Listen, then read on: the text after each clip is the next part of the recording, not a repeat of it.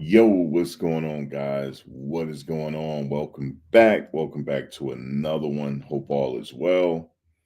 Colorado's set to have a big year in 2025 without Shedeur Sanders and Travis Hunter. So I wanted to talk about that because, like I said, Colorado, they're almost like in another rebuilding phase. We know year one, Coach Prime took over the team as head coach, and he pretty much had to rebuild. It was a total roster reset.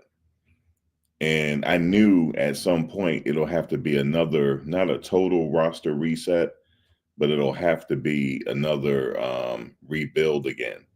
So when he took over, he was 1-11 the previous year. He had a total roster reset. In year two, he added some more additions. He lost some people, quite a few people. Then he brought in some more people. Some people he brought in only had a year left and things like that. There's a couple players that decided to go to other teams, and some declare for the draft. So now he had to bring in additional people um, to make this roster complete again. So it's kind of like still in the rebuilding phase, and usually it takes a few years, right? I think now the talks are going to simmer down with him possibly going to the Cowboys. I think it's going to simmer down now. Now the talks are going to switch hands to switch gears to getting start for the 2025-26 season without Shedeur Sanders, Travis Hunter. They had some impressive career stats at Colorado. I'm going to talk about that. So they're losing quite a few key pieces that they have to replace. And, they have that mentality, the next man up mentality. So the people there now, they got some big shoes to fill, but I think they can. But yes, it's a huge loss in their roster. But we're going to see what they do this upcoming season. I like the current quarterback. He's starting to work with the receivers, and so things are looking good. And so we'll definitely see what happened there. But just to go over some of Shedeur Sanders' career stats as a Colorado Buffalo, in the 2023 season, he played 11 games. His completion percentage was 69.3. We're going to come back to that. The passing yards was 3,230. Passing touchdowns, 27. His interception, he had 3 interceptions. Rushing yards, -77. Rushing touchdowns, 4. But if you go to the 2024 season, everything was up. The numbers were up. 2024 season, games played, 13. Completion percentage, 74%. Now, the previous year was 69.3%. It actually went up to 74%. His passing yards was 4,134. That was up from the previous year of 3,230. His passing touchdowns was 37. That's 10 more than the previous year. Interceptions, though, he had 10 interceptions. Rushing yards, -50. Rushing touchdowns, 4. So he had 4 touchdowns the previous season. But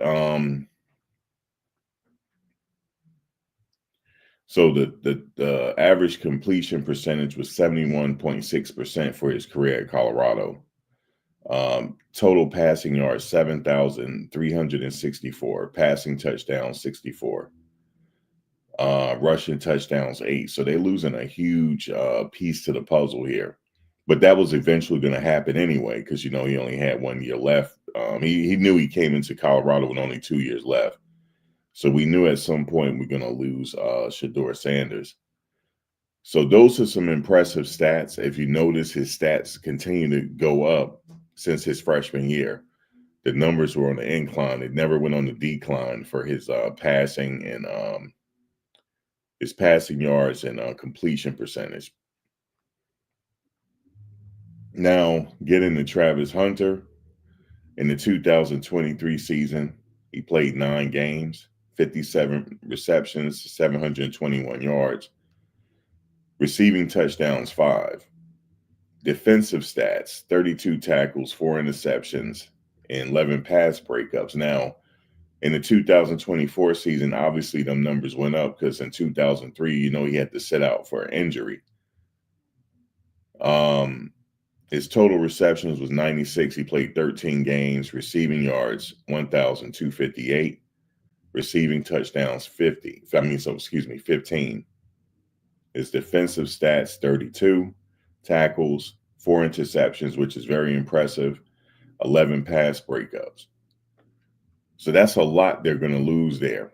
So, and he played a huge piece to Colorado getting to a bowl game this year with his stellar play and his consistent play. He was a huge part to the piece of the puzzle.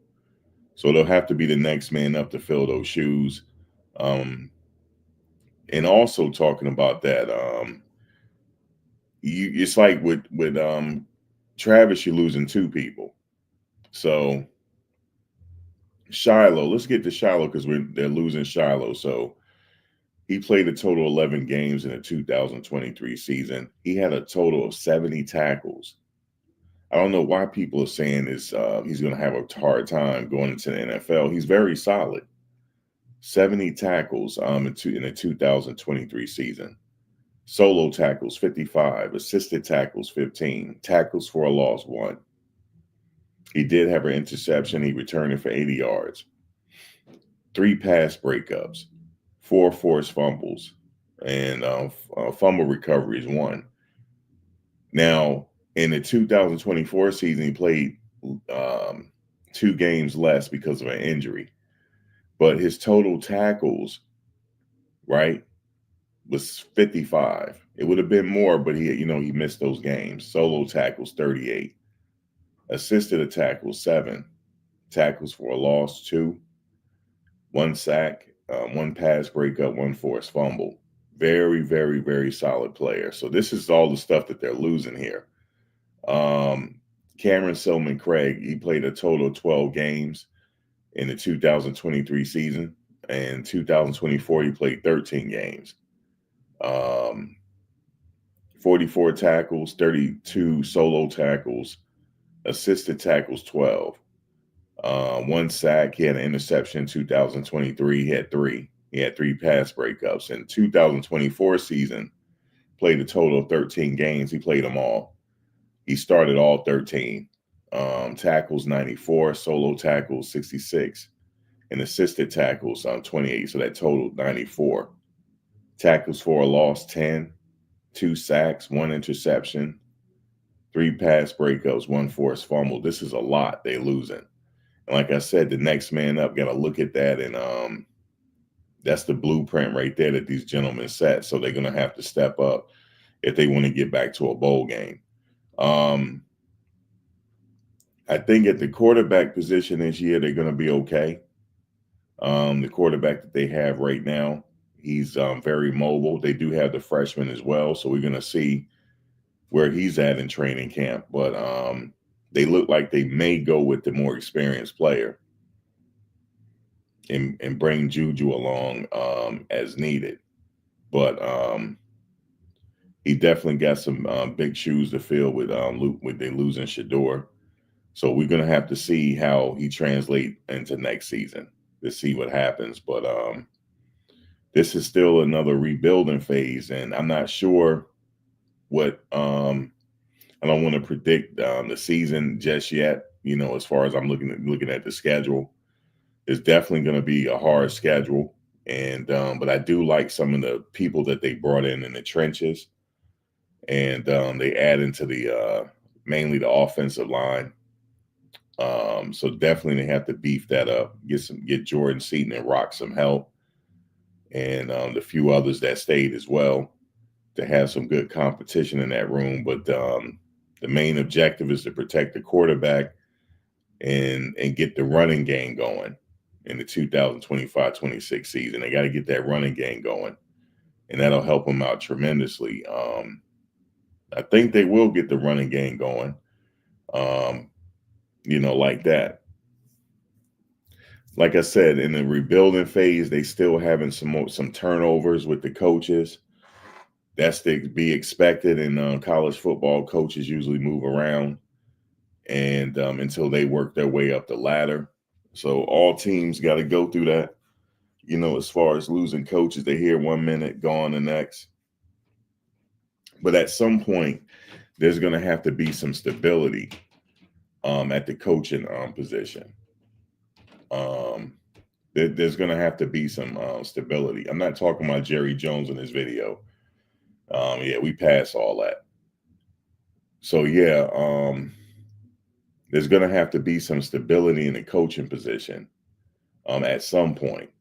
I'm not sure. They got a new strength and conditioning coach at the University of Miami. He's been there for many years. That's a solid pickup, and that's a stable pickup because he's been at the University of Miami so long. So he has that history of not going anywhere. So they do need someone to stick around, especially in that offensive line position. They definitely need somebody to stick around. In that offensive line position, they got to have some coaches, because in order for you to build that line, got to have some type of stability in that coaching position. Since Prime been there, they went through 2 offensive line coaches. So hopefully the next coach they have be willing to stick around for a while.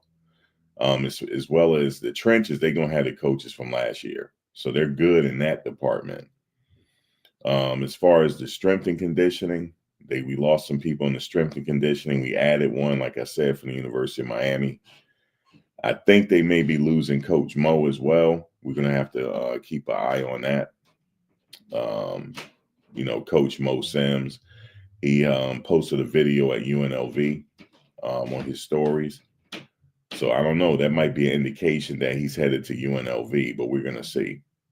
But so yeah. So there's a turnover right there in the coaching department. So hopefully that stabilizes within the next 2 years. To actually build, because offensive lines, they're built over time.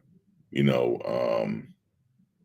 defensive lines, you can go out in the portal and get players, but you're not going to get the premier player because usually they don't leave the team, and if they do, they go into another bigger program that got money. Because unfortunately, it comes down to money now. With the sports now, it's coming down to money at the end of the day, and yeah. So you got to have the back end money. If they don't have that, that's going to be a problem in year 4. It's definitely going to be a problem. And if he wants to compete for a national title, he first of all, they got to build those trenches and stabilize it. And number 2, if they want to bring some big names in, they got to pay, or they can just develop the big names at Colorado that they have now, because they have a few players right now that's going to be potential big names like Omarion. I see him being a really big playmaker next year and a real big name. So they're actually developing him. And but as far as the offensive line is concerned, that takes a while. That definitely takes a while. And usually those players don't move around. You know what I'm saying? And you usually don't get those type of players out of the portal. You have to build them. So we're gonna see. We do know that they hired Coach Hageman and Gunner as the 2 co-offensive line coaches. And Gunner has some experience playing offensive line as a college football player. And Coach Hageman, he played with the Dallas Cowboys, and he played with another team in the NFL as well. So he brings that experience as well. But it's going to have to be solid in that position. Hopefully, they can land something solid. I think they may be looking to hire one more coach for that position. I'm not sure, but I know Coach Prime had a conversation with the 0 to 60 guy, You know what I'm saying? So I don't know. We'll see if he adds him on as an addition. But in order for them to go far this year, they're going to have to implement that running game. They damn sure got the running game with the quarterback, but they're going to have to be a dual threat in order for them to compete. And but in order to get a premier player out that portal, it takes money. I remember Coach Dan Lanning saying that to keep his roster intact, it costs about $12 million. So damn, if it costs that much, how much his players getting paid on the back end?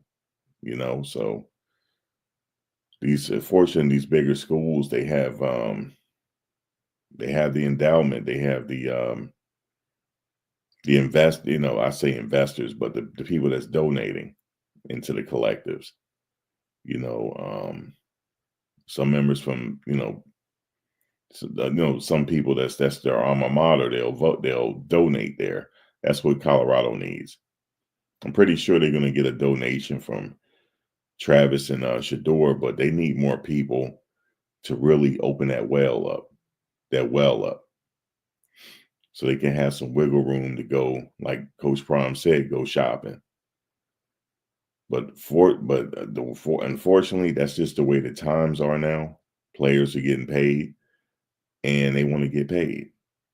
And if the money is not available, you're going to be at a disadvantage. They every year they're going to be at a disadvantage if they don't get that straight, because players want to get paid. Everybody might not make the NFL. At least get some money right now while you can, and you can always invest that money and get a jump start. But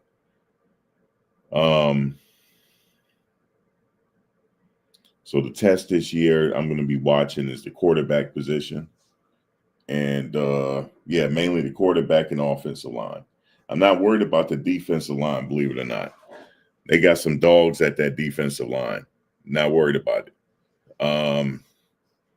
Not worried about the secondary as well. I believe Coach Pollock is taking over the special teams. He's taking over the special teams, and we're going to see what he do with that. Mata is entering his senior season, so this will be the last go at it for him. But we're going to see, man. We're definitely going to see if this thing takes off the way it's supposed to. We'll see. It's going to be a lot of work. When you constantly bring people in it, you got to develop the chemistry and stuff like that. But I like what the quarterback is doing right now. He's building chemistry with his wide receivers, and that's important. So we definitely going to see, man. I'm going to keep up with it and stuff like that, and see where it goes, man. This year, my theme is we're going to see where this goes, and let's go from there. But anyway, I don't want to take too much of your time. I will catch you on the next one. All right, y'all. Peace.